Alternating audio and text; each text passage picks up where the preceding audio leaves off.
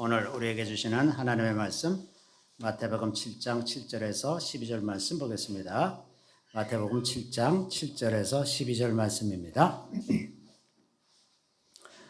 우리 다 같이 읽습니다. 구하라 그리하면 너에게 주실 것이요 찾으라 그리하면 찾아낼 것이요 문을 두드리라 그리하면 너에게 열릴 것이니 구하는 이마다 받을 것이요 찾는 이는 찾아낼 것이요 두드리는 이에게는 열릴 것이니라. 너희 중에 누가 아들이 떡을 달라 하는데 돌을 주며 생선을 달라 하는데 빵을 줄 사람이 있겠느냐. 너희가 악한 자라도 좋은 것으로 자식에게 줄 줄 알거든 하물며 하늘에 계신 너희 아버지께서 구하는 자에게 좋은 것으로 주시지 않겠느냐. 그러므로 무엇이든지 남에게 대접을 받고자 하는 대로 너희도 남을 대접하라. 이것이 율법이요 선지자니라. 아멘. 저는 오늘 이 말씀으로 구하라 찾으라 두리라 하는 제목으로 잠시 말씀을 나누겠습니다. 오늘은 이제 이 본문은 우리가 잘 아는 대로 산상수훈 마태복음 7장에 있는 말씀이죠.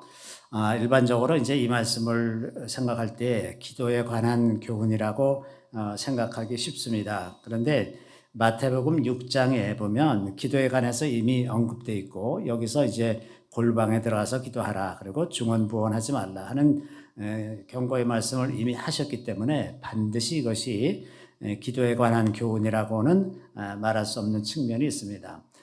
마태복음의 그 산상수훈을 다시 잠깐 보면 마태복음 5장에는 이제 그리스도인의 정체성에 대해서 이야기하고 마태복음 6장에서는 그 후킴에 관한 것, 하나님과 관계를 맺는 방법에 관한 것에 대해서 이야기를 하고 있습니다. 그래서 기도할 때, 금식할 때 이렇게 하라 그런 말씀들을 하고 마태복음 7장은 사람들과 어떻게 지내라 하는 그 미슈파트에 해당하는 그 부분에 대해서 말씀하고 있죠.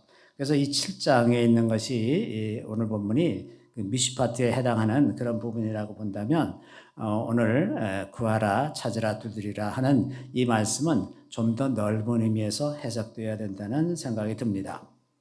그래서 이 구하고 찾고 두드리는 것은 결국 삶의 모든 영역에서 일어나야 할 일들이라 하는 겁니다.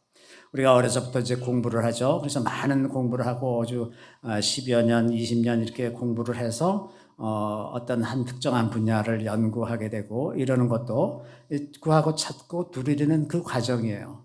결국은 이제 모르는 걸 깨우쳐가고 또 알지 못하던 것을 오랫동안 연구해서 어떤 결과를 낸다거나 하는 이런 것들이 다 이제 구하고 찾고 두드리는 과정이라고 이렇게 말할 수가 있습니다. 자연과학뿐만 아니라 사회과학에서도 많은 고전들을 읽고 역사를 연구하고 그래서 어떤 그 역사적인 진리나 사회적 혹은 철학적 진리를 찾아가는 그런 사람들도 많이 있죠. 이런 것이 다 구하고 찾고 두드리는 과정이라고 말할 수가 있습니다.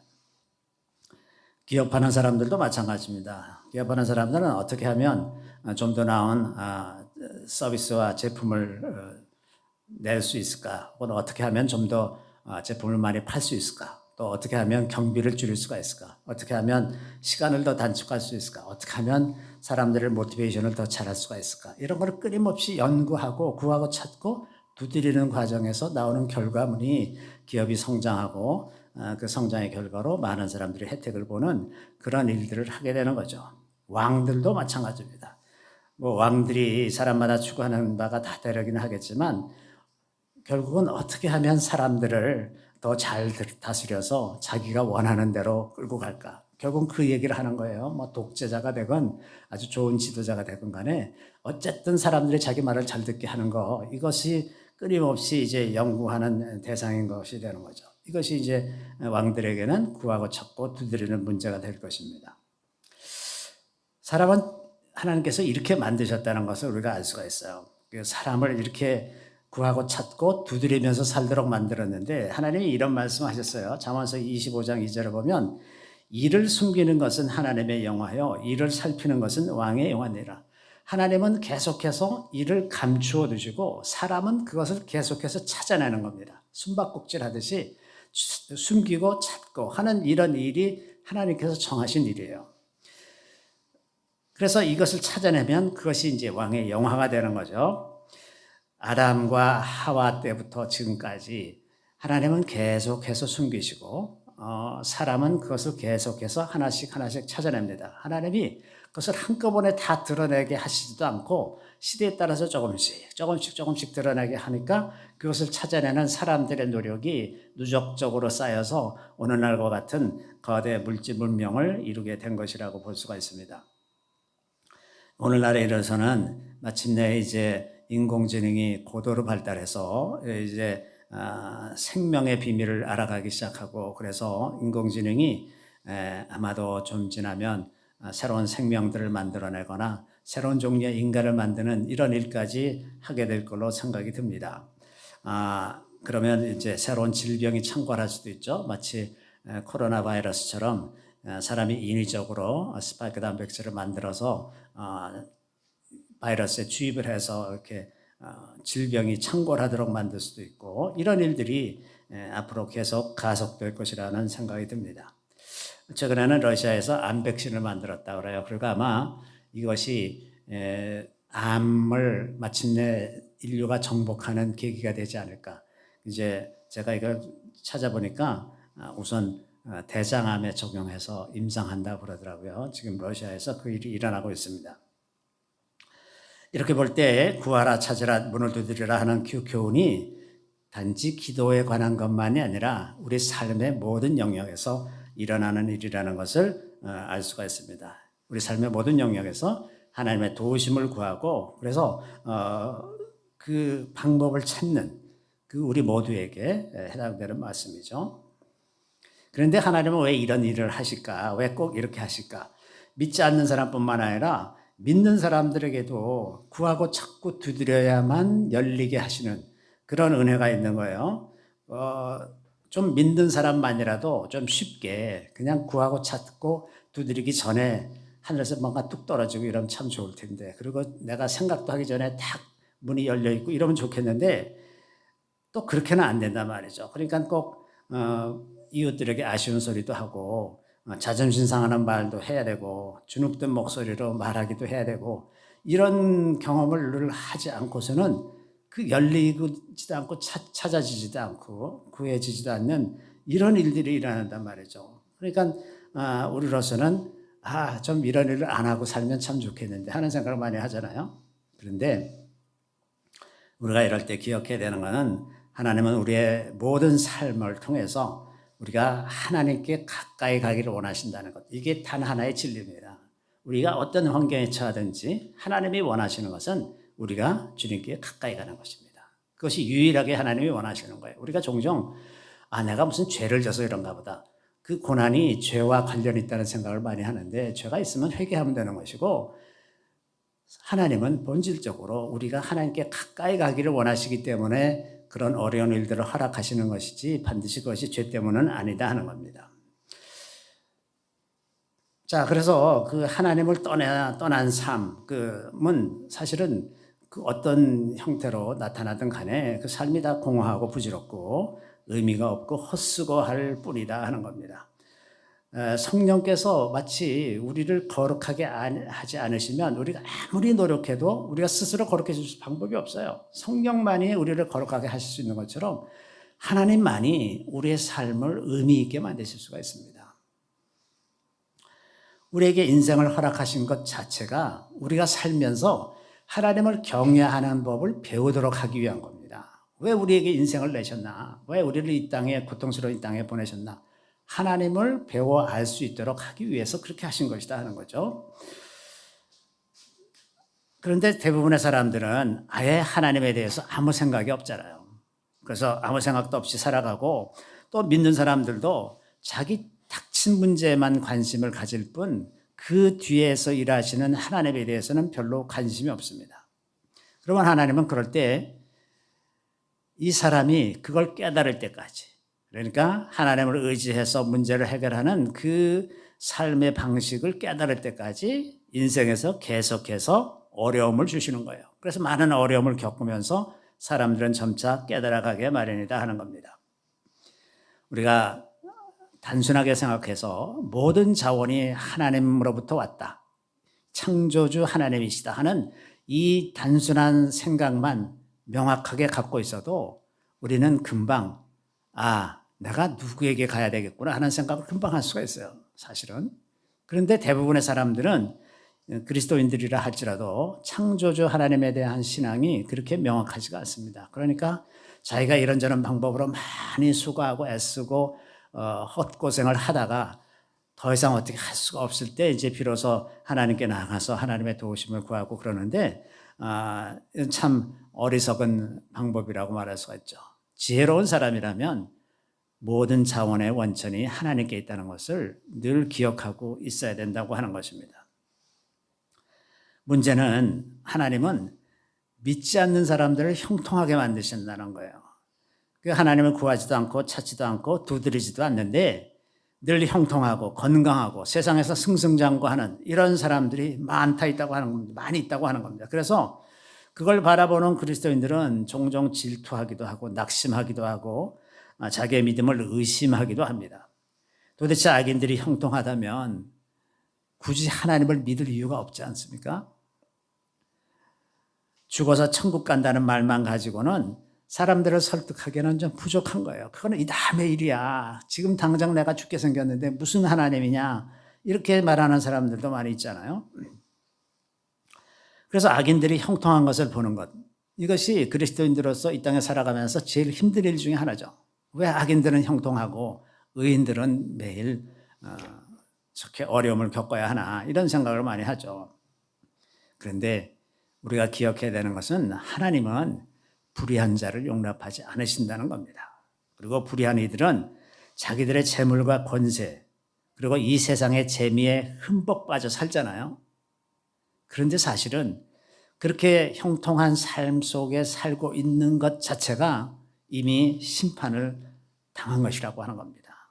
왜냐하면 그 사람들에게는 자기에게 다른 영역, 자기에게 필요한 다른 것이 있음을 생각도 못하기 때문에 그래요.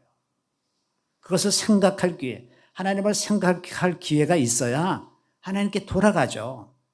그런데 이 땅에 살면서 너무나 형통하기 때문에 하나님을 생각할 기회가 없어. 그럼 그 자리에서 자기 처한 그곳에서 그대로 소멸되고 말 것 아닙니까? 시편 73편에 이런 말씀이 있죠. 주께서 참으로 그들을 미끄러운 곳에 두시며 파멸에 던지시니 그들이 어찌하여 그리 갑자기 황폐되었는가 놀랄 정도로 그들은 전멸하였나이다. 요즘에 제가 이렇게 예언하는 분들에 대해서 이렇게 가끔씩 보면 한 가지 특징이 있습니다. 이 마지막 때에 하나님께서 이 세상을 24시간 이내에 다 바꿔버리신다는 거예요. 우리는 전혀 상상이 안 되는 일이지만 하나님께는 그런 능력이 있습니다. 24시간 내에 세상을 바꾸실 수가 있어요. 그렇지 않겠습니까? 가령 예를 들어서 유성이 지구와 충돌해서 지구의 자전축이 바뀐다든지 이러면 지금과 완전히 다른 세상에 우리가 살게 되는 거죠. 이런 일들이 하나님께는 얼마든지 가능한 겁니다. 어느 날 한순간에 모든 것이 바뀌어버리는 그런 일들이 우리 가운데 일어날 수가 있는 거죠. 그러니까 환난과 곤고가 있는 것이야말로 우리로 하여금 하나님에 대해서 생각을 하게 하고 하나님의 도우심을 구하게 만들기 때문에 이것이야말로 축복이 아니겠는가 이런 생각이 드는 것입니다. 하나님께서는 이렇게 악한 자들을 파멸에 넘기실 때 그들의 형통함이 이미 그들이 파멸을 이뤄놨다는 증거죠. 그래서 로마서 1장 28절에 보면 또한 그들이 하나님 마음에 하나님 두기를 싫어하며 하나님께서 그들을 그 상실한 마음대로 내버려 두시는 거야. 그대로 살도록 내버려 두는 거야. 전혀 그들에게 기회를 안 줘. 그래서 하나님을 생각할 틈이 없게 만드는 거죠. 그러면 합당치 못한 일을 하는 거야. 계속해서 합당치 못한 일, 죄 짓는 일만 계속하게 하는 거죠. 그렇게 살도록 내버려 두면 그 결과가 어떻게 되겠습니까? 멸망이죠. 그냥 파멸당하는 겁니다. 그래서 우리가 항상 기억해야 되는 문제 중에 하나는 우리 인간이 가지고 있는 근본적인 죄성이라고 하는 것입니다. 아담과 하와의 범죄 이후로 누구에게나 죄를 향하는 성향을 가지고 있기 때문에 하나님을 알고자 한다면 환난과 곤고가 있어야만 비로소 하나님을 생각하게 된다고 하는 거죠. 이게 하나님의 놀라운 지혜인 것은 하나님께서 아담과 하와가 범죄하였을 때 하나님께서 땅을 저주하시고 수고하고 땀을 흘려야만 먹을 수 있게 하셨어요. 세상에 이것보다 지혜로운 방법이 없습니다. 땅은 너로 말미암아 저주를 받고 너는 내 평생에 수고하여야 그 소산을 먹으리라. 땅이 내게 가시덤불과 엉겅퀴를 낼 것이라. 이렇게 아름다운 결론이 없어요. 이게 없었더라면 수고하고 땀을 흘려야 먹을 수 있고 땅이 가시덤불과 엉겅퀴를 내는 일이 우리 인생에 없었더라면 우리는 영원히 하나님께 돌아갈 기회가 없었을 것이라고 하는 겁니다. 그래서 고난이라고 하는 것은 하나님께로 이끄는 가장 훌륭한 인도자라고 하는 겁니다. 자, 그러면 이런 고난과 환난을 당할 때 우리가 이 문제를 다른 각도로 생각할 수가 있게 됐어요. 예전에는 그 문제에 사로잡혀서 어떻게 해서든지 이 문제만 해결되면 내 인생이 괜찮아질 것이라고 생각을 했는데 그게 아니고 하나님께서 이 일을 통해서 하시고자 하는 일들이 있구나라는 생각이 들면 그 다음에 우리가 이 환난과 고난이라고 하는 기회, 하나님께서 주신 놀라운 기회를 어떻게 어느 시점에서 이것을 접근하고 이용할 것인가 이런 생각을 할 수가 있잖아요. 이게 기회구나. 이게 우리에게 주시는 뭔가 기회가 될 것이구나. 그렇게 생각하고 우리가 나서는 태도가 구하고 찾고 두드리는 것입니다.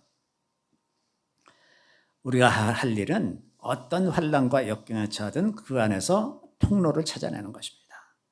하나님께로 가서 하나님의 도우심을 받는 길을 찾아내고야 마는 것입니다. 이것이야말로 우리 인생에서 모든 것이 다 전화위복이 되게 하고 우리가 하나님께 더 가까이 가게 되는 결정적인 계기를 만들지 않겠습니까? 여기서 이제 우리가 구하고 찾고 두드리는 이런 일을 하는데 하나님은 그러면 무슨 마음을 가지고 계시느냐? 하나님은 우리가 시험당하는 것을 원하지 않으세요. 시험당하는 걸 원하시지 않습니다. 그래서 고린도전서 10장 13절에 이런 말씀이 있죠. 사람이 감당할 시험밖에는 너희가 당한 것이 없다. 하나님은 우리에게 감당할 수 있는 시험만 주십니다. 오직 하나님의 미쁘사 너희가 감당하지 못할 시험당함을 허락하지 아니하시고 시험당할 즈음에 또한 피할 길을 내서 너희로 능히 감당하게 하시느니라. 자, 시험이 오면 피할 길이 있는 거예요. 준비가 되어 있습니다. 항상. 그러니까 우리가 할 일은 그 고난이 나한테 왜 왔냐 그러면서 하나님께 불평하고 나는 여태까지 하나님을 잘 믿는다고 수고하고 애쓰며 살고 착하게 살고 좋은 일을 하면서 살려고 애썼는데 왜 계속해서 나를 이렇게 어렵게 만드시냐 이러고 있을 것이 아니라 하나님께서 이미 예비하신 피할 길을 찾아 나서는 겁니다. 그 피할 길을 찾아 나서는데 우리는 구하고 찾고 두드리는 이 일을 하면서 가는 것이라고 하는 겁니다. 그런데 하나님의 도우심을 얻는 일에 있어서 우리에게 보통 두 가지 큰 장애가 있습니다. 첫 번째는 우리 자신의 생각이 우리 스스로를 제한하는 경우가 있어요. 오늘날 많은 크리스천들, 특히나 이제 우리나라도 기독교가 전파된 지 상당히 이제 꽤 됐기 때문에 3대, 4대, 5대, 6대 이렇게 막 내려가고 있는데 그러다 보니까 많은 크리스천들이 어떤 성령의 능력이나 예수 그리스도 보혈의 피의 능력이나 이런 것에 의해서라기보다는 기독교가 가르치는 어떤 도덕적인 틀이나 윤리적인 사고방식에 사로잡혀서 사는 사람들이 너무나 많습니다. 그리고 많은 그리스도인들이 착해야 된다는 컴플렉스에 젖어서 살고 있어요. 착해야 된다고 착각하고 있습니다. 그래서 자기 스스로도 내가 크리스찬으로서 내가 나 스스로를 만들고 가고 싶은 이미지가 있어요. 그 이미지에서 벗어나는 행동을 잘 하지 못합니다. 그런데 종종 이 이미지라는 것이 자기를 옥죄는 틀이 될 수도 있다고 하는 겁니다. 그 이미지에 맞춰서 자기가 행동을 하려다 보니까 자유스럽지가 않은 거예요. 말도 너무나 조심스러운 말들만 하고 심지어는 사탄을 쫓아내는데도 아주 점잖게 얘기하려고 그래요. 그죠? 아주 공손하게 점잖게 부드럽게 얘기하려고 그러죠.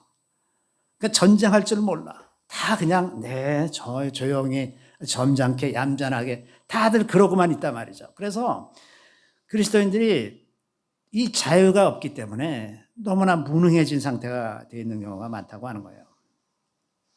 이렇게 그 도덕과 윤리에 사로잡혀 있는 동안 하나님이 보시기에는 참 답답하실 거예요. 아니 그렇게 안 해도 되는데 왜 그러고 있니 너희들. 이러시지 않겠어요?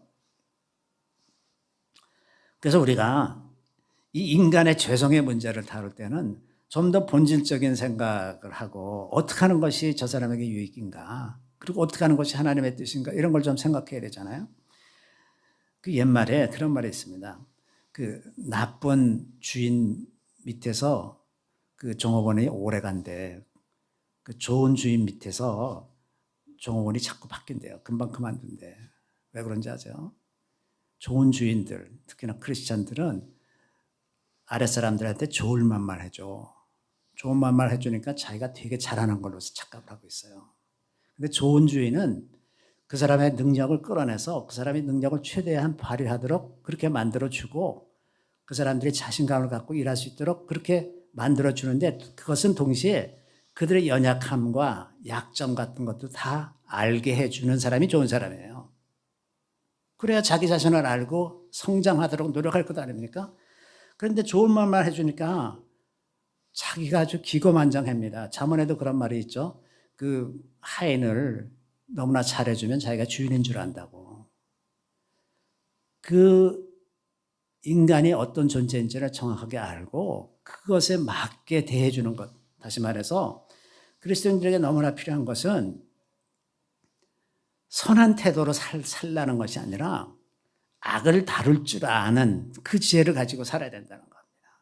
사람들의 악을 다뤄서 그 악이 발현되지 못하도록 억제하고, 그러니까 어떤 때는 야단도 치고, 이렇게 해서 악을 억제하고 선이 나오도록, 그 사람에게서 나오도록 이렇게 해주는 사람이 좋은 사람이에요. 이게 하나님께서 원하시는 사람이 아니겠습니까? 악한 사람이 계속 악에 머물도록 내버려 두면 그게 어떻게 하나님 보시기에 좋은 사람일 수가 있겠어요? 악을 제어할 줄 아는 사람, 그래서 악이 세상에 퍼져나가지 못하게 만들어줄 줄 아는 사람, 그것이 권력이라는 거예요. 권력이라는 것은 악을 제어하는 것이 목적이에요. 하나님의 주신 권력은 다 악을 제어하는 것입니다. 우리에게 주신 권세도 마찬가지예요. 악을 제어하고 선을 도모하도록 그렇게 지혜를 가지고 일을 하는 겁니다. 그래서 이런 일을 할 때 우리가 생각해야 될 것 중 하나는, 우리는 종종 우리의 생각과 의도를 전달하는 방식에 있어서 선한 의도와 생각을 가지고 말을 하면 그는 선한 의도와 생각이 전달될 것이라고 착각을 합니다. 그래서 늘 좋은 말만 하고 좋은 방법으로만 얘기하고 그렇게 하게 되는 경우인데, 이렇게 하면 일이 망가지는 경우가 많이 있어요. 보다 좋은 방법은 내가 하고자 하는 말을 상대방이 정확하게 알아들었도록 상대방의 입장에서 생각하고 말해주는 거예요. 저 사람이 지금 어떤 생각을 하고 있기 때문에 내가 이렇게 말하면 이런 오해를 할 것 같다 그러면 그걸 빼고 정확하게 그 사람이 알 수 있는 방법으로 그렇게 얘기해주는 이런 것이 필요하다 하는 거죠. 두 번째, 우리 안에 있는 또 하나의 장애는 우리가 하나님의 능력을 제한하고 있다는 것입니다. 우리는 일상을 당연하고 평범한 일이라고 생각하면서 살죠. 그런데 사실은 곰곰이 들여다보면 우리의 일상 속에서 아주 기적 같은 일들이 날마다 일어납니다. 요즘에 날이 굉장히 많이 선선해지잖아요. 그런데 그 날씨가 변하는 것들을 자세히 들여다보면 정말 참 놀랍습니다. 이게 굉장히 복잡해요. 이게 그러니까 저 기후학자들도 그 미래 예측을 잘 못하잖아요. 얼마나 그 변수가 많은지, 그 많은 변수들이 어떻게 어우러져서 어떤 날씨가 되는지 참 알기가 어려워. 그러니까 우리가 살고 있는 것도 가만 보면 사는 것 자체, 이런 기후를 누리면서 사는 것 자체가 기적 같은 일이에요. 이게 어떻게 이렇게 되나 알 수가 없습니다. 어떻게 기후뿐이겠습니까? 하나님께서 그 사람의 마음을 변화시키고 역사도 바꾸시고 생각지 못하는 일들이 일어나게 하시고, 이런 일들이 비일비재하잖아요. 이런 걸 보면 정말 놀라울 때가 많죠. 하나님의 지혜라는 건 도대체 우리가 알 수가 없을 정도로 그렇게 일하시는 걸 볼 수가 있습니다. 최근에 미국에서 찰리 커크라는 젊은이가 이제 암살을 당했죠. 이 일로 말미암아 이게 도대체 어떻게 영향을 미칠지 짐작도 하기 어려울 정도로 아마 큰일이 될 겁니다. 그냥 한 사람이 죽었을 뿐인데 생각보다 훨씬 큰일들이 많이 일어나고 있어요. 그래서 이 찰리 커크가 이제 암살당한 일을 조롱하는 글을 SNS에 올린 사람들이 지금 오늘 아침에 보니까 지금까지 800 몇십 명이 직장에서 잘렸대요. 어떻게 퍼져나갈지 모르는 겁니다. 그리고 외국에 대해서도 이 사람의 죽음을 조롱하는 사람들을 미국에 비자를 안 내주겠다 그렇게 선포를 하더라고요. 그런데 지금은 너무 그 컴퓨터 기술이 발달해서 그런 걸 다 체크할 수 있는 시대예요. 이 찰리 커크라는 사람은 그 얘기를 조금 들으니까 그 자유민주의 기초가 성경이다 하는 것을 굉장히 많이 강조하고 그 성경대로 살아야 된다 하는 것을 전파하면서 다니는 사람들하고요. 이만큼 그 자유민주주의와 성경적인 기초의 관련에 대해서 이렇게 얘기한 사람이 별로 없었다고 저는 생각이 드는데 이것을 명확하게 이야기하는 그런 사람이었었습니다. 어쨌든 이 한 사람의 죽음으로 말미암아 그 전 세계적으로 아주 큰 일이 지금 계속 벌어지고 있고 아마 이것이 점점 더 크게 퍼져나갈 것 같은 생각이 듭니다. 이렇게 하나님은 우리가 생각하지도 못하는 그런 놀라운 일들을 행하시는 분이시라고 하는 거예요. 그래서 우리가 일상적인 작은 일에서 하나님께서 하시는 경이로운 일들을 보는 눈이 있으면 그러면 하나님의 능력에 대한 기대감을 가질 수가 있습니다. 그런데 우리가 살아가는 일상이 모두 그냥 평범하고 아무것도 아닌 것처럼 생각하게 되면 그러면 하나님께 대해서 별 기대도 하지 않아요. 그러나 우리가 좀 더 들여다보고 하나님의 작은 숨결이라도 느끼기 시작하면 우리는 금방 하나님이 하실 수 있겠구나 하고 기대감을 가지고 구하고 찾고 두드리는 일을 할 수가 있게 되는 것입니다. 성경도 마찬가지로 이게 다 하나님의 말씀인데 성경 말씀 자체가 놀라운 신비죠.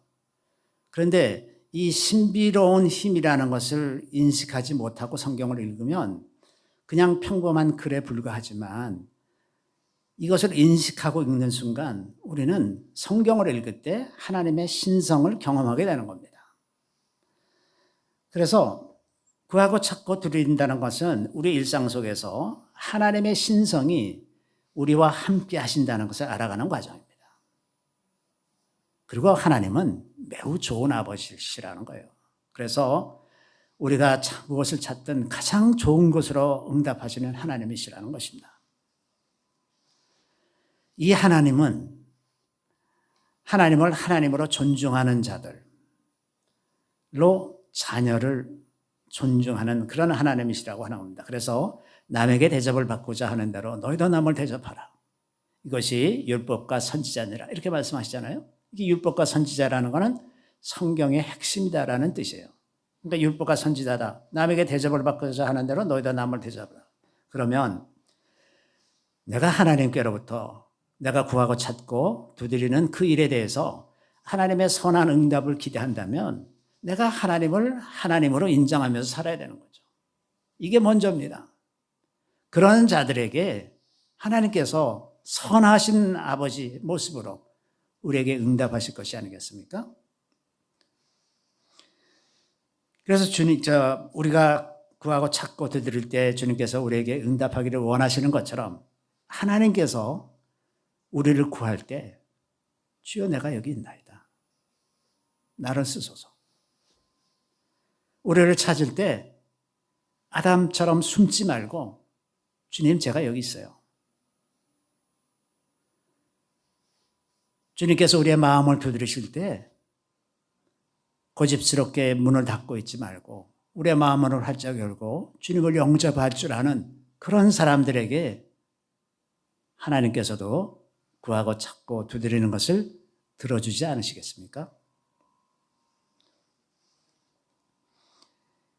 이제 5786년 새로운 한 해, 이제 나팔절이 시작되면서 새로운 한 해가 시작될 텐데 우리가 다시 한번 마음을 가다듬고 구하고 찾고 두드리는 이런 삶을 다시 세웠으면 합니다. 그동안 우리 인생에서 일어났던 여러 가지 일들로 우리 마음이 많이 지치고 힘들고 상한 그 마음들을 이제 다시 추스리고 이제 다시 용기를 내서 구하고 찾고 두드리면서 우리 앞에서 막혀 있었던 그런 것들을 두드리고 찾고 문을 열고 이러면서 난관을 헤치면서 앞으로 나가는 그러한 우리 모두가 다 되기를 구합니다. 하나님께서 이미 우리에게 가장 좋은 것으로 준비하고 계신 것이 분명하지 않습니까? 그 가장 좋은 것을 받아 누릴 수 있는 우리 모두가 다 되어서 이제 주님께서 이 큰 추수의 날에 우리를 추수의 일꾼으로 사용하실 그날을 바라보면서 이런 삶을 다시 한번 갱신할 수 있게 되기를 바랍니다. 잠시 기도하겠습니다.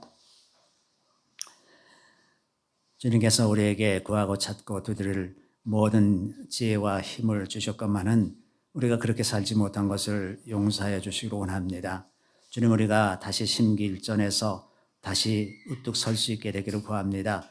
하나님의 백성으로 낙심하지 아니하고 실망하지 아니하고 용기를 내어서 다시 두드리고 주님 마침내 주님께서 예비하신 그 아름다운 곳에 이를 수 있도록 주님 저희들을 이끌어 주시기를 간절히 바라고 원합니다. 우리의 약함을 도와주시옵소서. 우리 안에 계신 성령님께서 우리의 걸음걸음을 인도하여 주시고 주님께서 원하시는 일에 가장 가까이 가장 그 깊숙한 곳까지 이룰 수 있도록 도와주시기를 간절히 바라옵고 모든 말씀 우리 구주 예수 그리스도 이름으로 감사하며 기도드리옵나이다. 아멘.